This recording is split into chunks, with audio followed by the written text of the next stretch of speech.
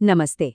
कभी सोचा है दिवाली पर जो एक मैसेज आता है, एक सिंपल सी शुभकामना, उसके पीछे कितना गहरा मतलब छिपा हो सकता है? आज हम बस यही करने वाले हैं। एक ऐसे ही मैसेज की परतें खोलेंगे और देखेंगे कि उसके अंदर कितनी गहरी, कितनी आध्यात्मिक फिलॉसफी छिपी है। यकीन मानिए, कुछ शब्द अपने आप में पूरी कायनात समेटे होते हैं। तो शुरुआत होती है यहाँ से, बस दो बहुत ही सरल शब्दों से, शुभ प्रभात। अब पहली बार में तो ये बस एक गुड मॉर्निंग की तरह ही लगता है ना? लेकिन हमारे सफर में समझिए कि ये वो पहला धागा है जिसे पकड़कर खींचते ही आध्यात्मिक ज्ञान का पूरा ताना बाना खुलने वाला है। ये वो चाबी है जो एक बहुत गहरी समझ का दरवाजा खोलने जा रही है। ये सिर्फ एक ग्रीटिंग नहीं है, ये अभिवादन दिवाली को कैलेंडर की किसी तारीख से नहीं, बल्कि एक बहुत ही खास, एक पवित्र पल से जोड़ता है।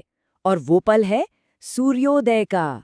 मतलब कोई भी दिया जलाने से बहुत पहले त्योहार तो शुरू हो चुका होता है।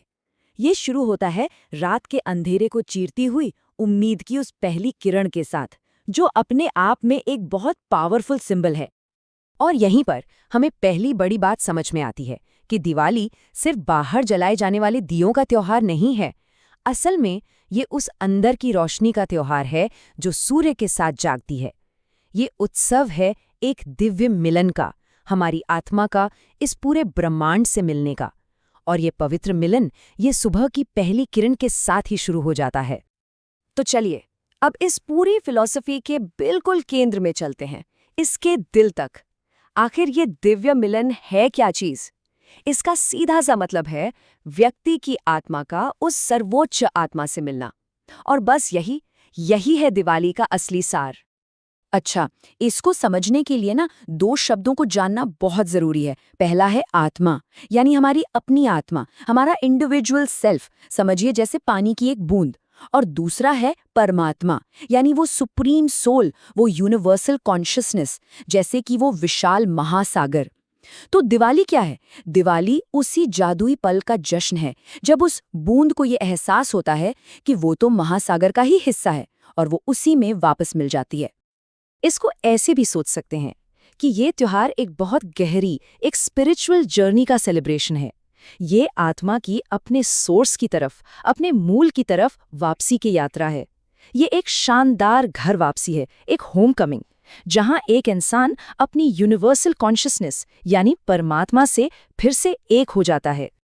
लेकिन सवाल ये है कि आत्मा की ये जो पर्सनल जर्नी है, ये होती कहाँ है?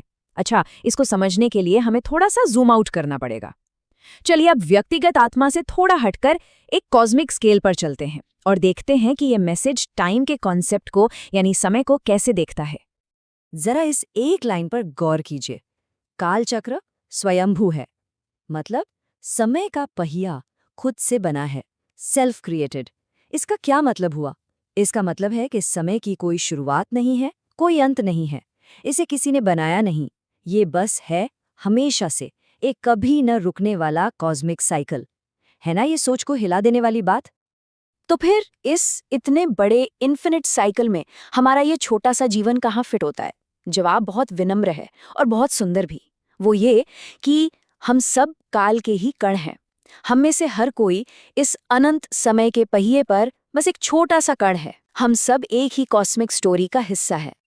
तो ठीक है, अगर हम समय में बस एक पल के लिए मौजूद कण हैं, तो फिर हमें रास्ता कौन दिखाता है?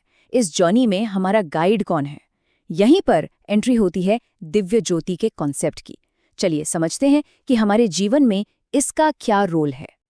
देखिए, यहाँ ये मैसेज एक बहुत ज़रूरी बात बिल्कुल साफ कर देता है। ये जो गाइडिंग लाइट है, ये कोई दूर की कोई बाहरी शक्ति नहीं है, ये खुद परमात्मा ही है। वो सुप्रीम सोल, वो यूनिवर्सल स्पिरिट सिर्फ वहाँ बाहर नहीं है, वो यहाँ अंदर भी है।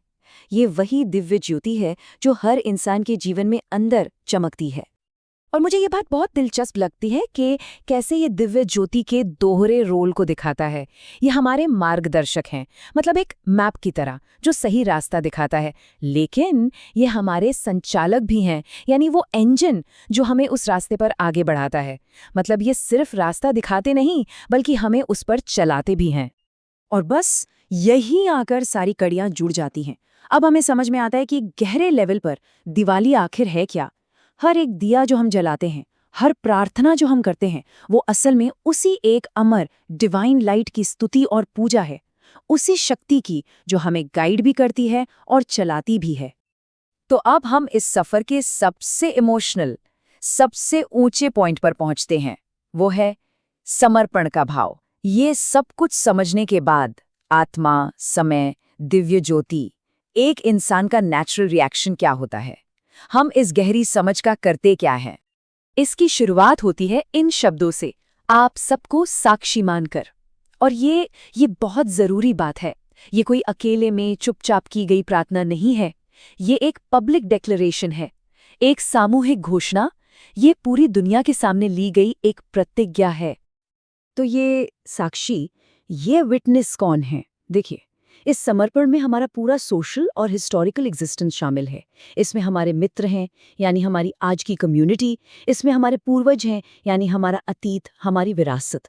और ये पूरा का पूरा समर्पण हमारे पास्ट और प्रेजेंट का उस अल्टीमेट विटनेस के सामने किया जाता है, खुद उस जीवन ज्योति के सामने। और फिर सब कुछ सिमटकर इस एक पावरफुल डिक्लेरेशन में आ जाता है।